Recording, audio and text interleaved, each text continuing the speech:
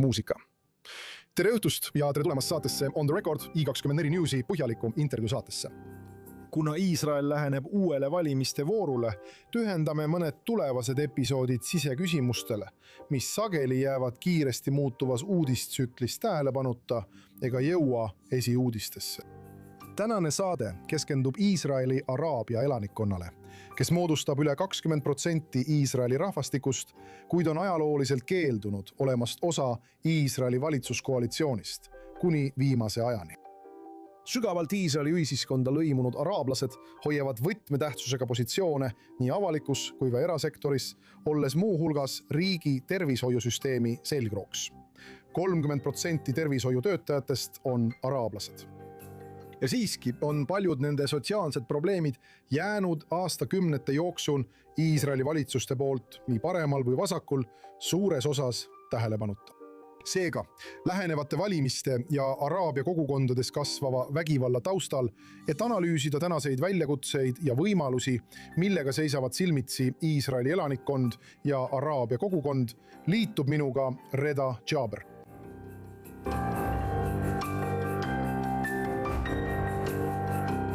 Jaber on araabia ühiskonna, avaliku õiguse ja õiguskaitse ekspert ning on veetnud palju aega Iisraeli Knesseti komisjonides, olles tugev araabia ühiskonda puudutavate küsimuste eestkõneleja Iisraelis. Ta on endine Amani, Araabia turvalise ühiskonnakeskuse direktor, mis toetab valitsus- ja sotsiaalpoliitilisi meetmeid, et võidelda kuritegevusega araabia ühiskonnas. Härra Jaber, suur tänu, et meiega liitusite. Aitäh, et mind kutsusite. Aitäh. Ma tahaksin alustada sellest, mida on nimetatud kasvavaks epideemiaks, mõrvadest ja tapmistest araabia ühiskonnas. Abrahami algatuse andmetel on alates aasta algusest kuritegevuse ja vägivallaga seotud juhtumites tapetud 120 araablast. See on 20% tõus võrreldes eelmise aasta sama perioodiga. Üldiselt ületab mõrvade suhe araablaste seas Iisraelis juutide omaga 14:1. Kuidas te seda seletate? Mis toimub? Need on objektiivsed põhjused. Araabia ühiskond on aastate jooksul muutunud sotsiaalselt, majanduslikult ja poliitiliselt. Ja need muutused, sa räägid tervishoiust, paljudest arstidest. Akadeemilises maailmas oleme me edukad. Naiste arv akadeemilises maailmas, Araabia-Palestiina naiste arv akadeemilises maailmas on kõrge. See on kõrgem kui nende osakaal ühiskonnas. Olgu, sellel edusammul on ka negatiivseid tagajärgi. Ja on olemas keskklass, olgu. Aga teised inimesed on meie ühiskonna põhjas kokku varisenud. Need negatiivsed asjad. Iisraeli riik ei pidanud oma poliitikas nende probleemidega tegelemist oluliseks. Me võime õnnestuda isikuna, inimesena, üksikisikutena, aga ühiskonnana on investeering meie ühiskonda väga väike. Siis selle poliitika tulemusena ei tegeleta meie kogukonnas esinevate negatiivsete nähtustega. Näiteks ja peamine näide on politseitöö. Varem ei olnud meil ei olnud vajadust politseitöö järele meie kogukonnas. Eks? Me oleme väikesed kogukonnad. Meie kogukonnas on väga kõrge ühtekuuluvustunne. Aga need sotsiaalsed muutused muutsid seda reaalsust.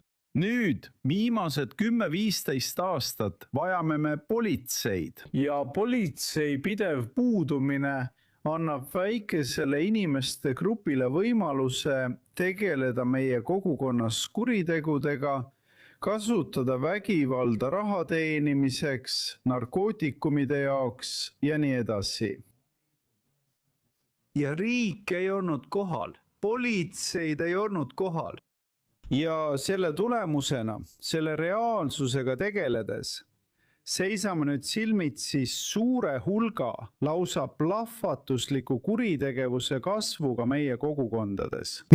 Ma tahan lisada, et on olemas piir, kui see valitsus, paremäärmuslik valitsus, mida nüüd juhib Ben Gvir, kuritegevuse küsimuses see puudutab avaliku julgeolekuministri ametit. pärast selle valitsuse ametisse astumist on see number 2-kordistunud. Jah, see on tingitud poliitikast. See ei ole miski, mis meie kogukonnas kohe juhtuks. Sa räägid aastate pikkusest hooletusest, aga siis räägid sa konkreetsetest selle valitsuse poliitikatest, mis on viinud kuritegevuse kasvuni. Millised on need poliitikad, mis on viinud kuritegevuse kasvuni ja mida sa ütel olevat ka 15 aasta pikkuse sotsiaalse muutuse tulemus? Mis need muutused on? Muutus ja riiklik poliitika mitte tegeleda meie sotsiaalse probleemiga, meie sotsiaalse muutusega igas aspektis. Miks sa ei tegele sellega? See on kuritegude küsimus, see on kodakondsuse küsimus. Kui sa oled osa riigist tõeliselt sügavas mõttes kui kodanik, siis riik eraldab ressursse sinu igapäevaeluga tegelemiseks. Kas saad aru? Maa küsimustes, infrastruktuuris, hariduses, noorte ja noorte probleemidega tegelemisel ning tööhõive probleemiga. Olgu, kui riik on sinu elus kogu aeg olemas, siis nad saavad märgata negatiivseid asju ja nendega tegeleda. Kas saad aru? Aastaid oli riigi poliitika sellest mitte hoolida, eks? Aga nagu ma ütlesin, üksikisikuna võime me olla edukad akadeemias, meditsiinis või mõnes teises valdkonnas. Kas saad aru? Aga kogukonnana on investeering meie kogukonda väga väike ja see on kestnud aastaid. See ongi ülevalt alla suunatud läbikukkumine. Aga ülevalt alla. Aga kas on ka alt üles suunatud läbikukkumine? Ma mõtlen, milline vastutus lasub Araabia juhtidel, kogukonna juhtidel, poliitilistel juhtidel? Kas neil on mingit vastutust praeguse Araabia ühiskonna olukorra eest Iisraelis? Aga see on nüüd minu analüüs, et me usume oma kodakondsusse. Olgu, palestiinlased Iisraelis usuvad, et see kodakondsus on nende jaoks oluline. Olgu, siis kogu aeg kulutame palju rohkem aega ja pingutusi, et paluda riigil meie küsimustes midagi teha. Olgu. Ja mõnikord minu jaoks kogu aeg unustame ise oma kätega asju lahendada. Et oma probleemi lahendada, eks? Mitte oodata, et riik midagi teeks. Nii et mis on juhtide kätes? Palju asju. Näiteks noorte probleem. Mul ei ole vaja, et haridusministeerium sellega tegeleks. Mul on vaja haridusministrit, aga mul ei ole kogu aeg seda haridusministeeriumi vaja. Meie kogukonnas on mul jõudu, sisemist jõudu. Nad saavad mõne neist probleemidest ise lahendada ja me ei teinud seda, ei tee seda. Näiteks avalikus ruumis, meie avalikus ruumis. Kas sa saad aru? Me saame ise palju ära teha ilma, et ootaksime Ben Gviri ja teiste ministeeriumite peale, et nad meie kogukonnas midagi teeksid. Meie kogukondade taas ülesehitamine ja meie inimeste võime tugevdamine oma probleemidega ise toime tulla, ilma et ootaksime teisi. See on minu jaoks peamine asi siin, mida me saame teha, aga mida me pole teinud. Ma tahan selle tagasi tuua kasvava vägivalla juurde, sest te rääkisid avalikust ruumist. Enamik mõrvakuritegusid toimub avalikus ruumis ja 85% mõrvadest Araabia kogukonnas pannakse toime tulirelvadega. Relvadega, millest enamik on ebaseaduslikud. Nüüd olen ma kuulnud arvamust, et probleem seisneb lihtsalt selles, et relvadele on lihtne ligi pääseda. Ja kui relvad ära võetaks, kui politsei tuleks ja koguks kõik relvad kokku, siis mõrvu ei toimuks. Kas sa oled sellega nõus? See on väga oluline aspekt. See, et meie noored saavad neid relvi nii lihtsalt kätte. See on peamine probleem, mis teeb mõrva toimepaneku väga lihtsaks. Sest varem meie kogukonnas, kui kahe poole vahel oli tüli, siis maksimaalselt torgati noaga või visati kive. Aga kui mängu tuleb relvade olemasolu, siis see muudab kogu olukorda. Nüüd me ei eita seda. Politsei kui tsiviilorgan tegeleb sellega, kasutades Shinbeti tehnoloogiat ja teise julgeolekuasutuse abi. Aga ületada see piir, kus mind, araablast, nähakse julgeolekuohuna ja tegeleda sellega kui riigi ja selle valitsuse mõtteviisiga. Okei, nüüd parempoolne valitsus. Nüüd võime selle piiri ületada ja võib-olla kahjustada oma kodakondsust ja oma kogukonda. Praegu tegeleme kuritegudega, aga tulevikus see piiri ületamine kahjustab meie kodanikke. Kas on mure, et need relvad jõuavad tegelike terroriorganisatsioonideni, mis ohustavad Iisraeli julgeolekut? Ma arvan, et ei. Ja see ongi see, mida Iisraeli paremtiib teeb. Ta kasutab meie kogukonna valusat olukorda ära. Me tahame, et riik koguks kõik relvad meie kogukonnast kokku. See on meie kogukonnas üle kõigi erakondade, üle kogukondade. Kõik tahavad, et riik koguks need relvad kokku. Ja me ei arva, et need relvad ohustaksid juudi kogukonda. Aga mõned avaliku elu tegelased Iisraelis, näiteks Ben Gvir ja teised, tahavad kogu aeg juute araablastega hirmutada. Kasutades selleks nende kuvandit. Kujutage ette, et võib-olla need kurjategijad ületavad piiri ja muutuvad julgeolekuohuks. Nad ei taha probleemi lahendada. Nad tahavad seda probleemi poliitilise kasu saamiseks ära kasutada. Ja seda me tahamegi kogu aeg oma juudi sõpradele.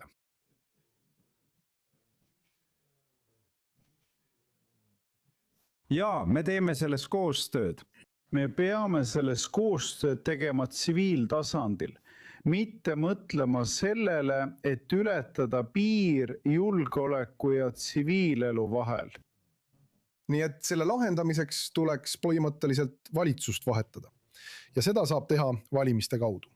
Ja see toobki mind järgmise peamise teema juurde, mida ma tahan, et me arutaksime. Ning see on ajalooline roll või Araabia parteide keeldumine osalemast valitsuskoalitsioonis, välja arvatud ühendatud Araabia nimekiri Raam, mis otsustas 2021 aastal liituda Bennetti ja Lapidiga. Sellest me hakkamegi rääkima. Aga miks mitte osa võtta poliitilisest mängust? See tähendab koalitsiooniga liitumist. Ma mõtlen, igavene opositsioonis olemine ei teeni avalikkuse huve nii hästi kui võiks. Ma tahan seda eeldust parandada, jah, et araablased ei ole algusest peale keeldunud Iisraelis valitsuskoalitsioonides osalemast. Keeldumine tuleb Iisraeli sionistlikelt parteidelt. Nad arvavad tol ajal ja ka praegu, et enamik sionistlikke parteisid leiab, et aeg pole veel küps. Araablaste kaasamine mõjutaks Iisraeli jaoks olulist küsimust, julgeolekut ja Iisraeli kui juudi riigi olemust. Seetõttu keelduvad nad araablasi või Araabia parteid oma koalitsiooni kaasamast. Aga aastal 1992, kui Rabin moodustas oma koalitsiooni, 2 Araabia parteid toetasid Rabinit, hääletades tema poolt.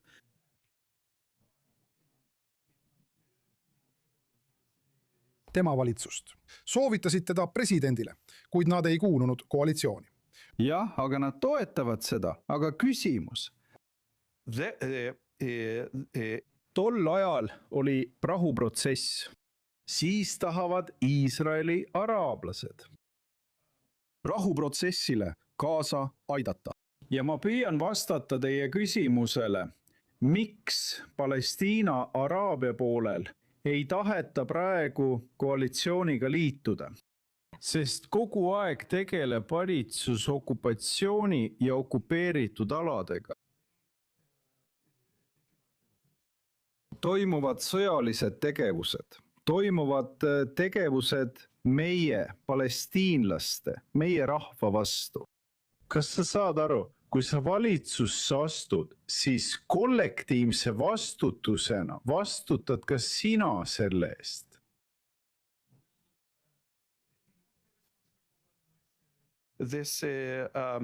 Poliitika eest läänekaldal ja siis Gaza sektoris. Aga lubage mul selles küsimuses edasi küsida. Siis küsimus siin ei puuduta ainult meid, mitte ainult palestiinlasi siin Iisraelis. Küsimus on palju suurem.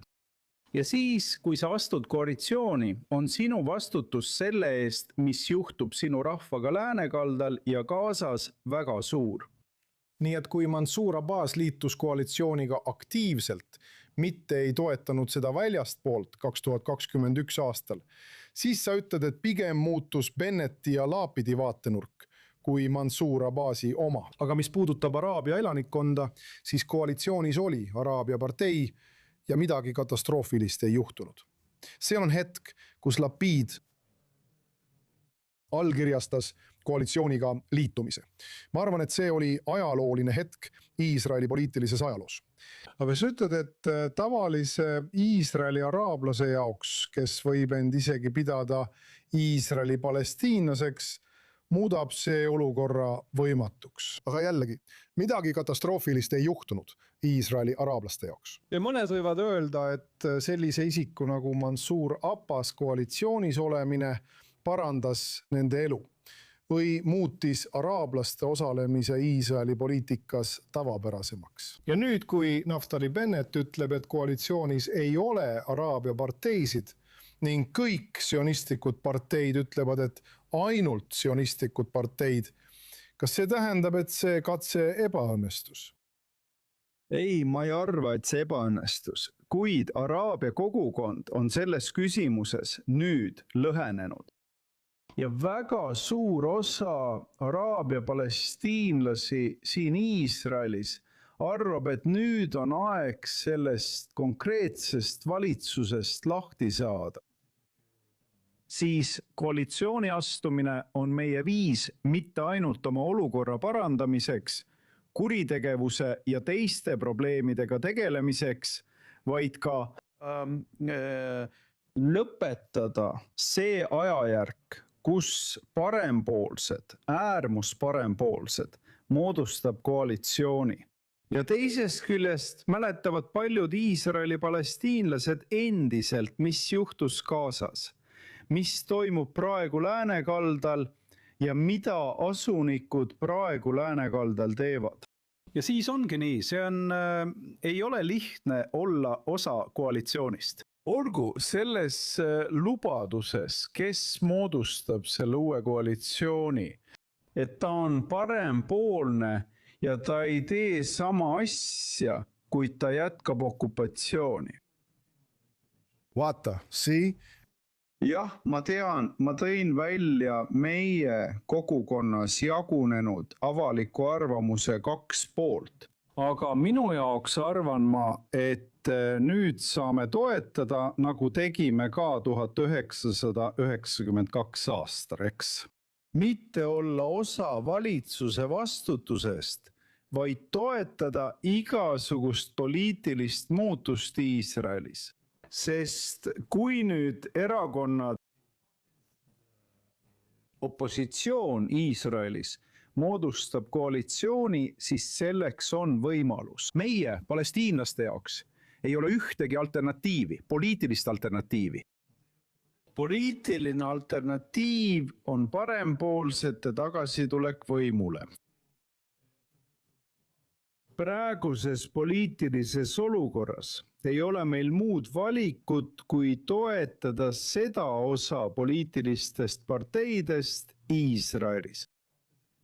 Nii et sa ütled, et sinu jaoks oleks ideaalne lahendus naasta 1992 aasta Rabini mudeli juurde, kus toetati väljastpoolt, mitte Mansour Abbasi, Naftali Bennetti ja Yair Lapidi mudeli juurde, kus püütakse mõjutada seestpoolt. Üks asi on väga oluline ja sügav. Ma ei taha, et araablased ei sekkuksid juutide omavahelistesse vaidlustesse, eks.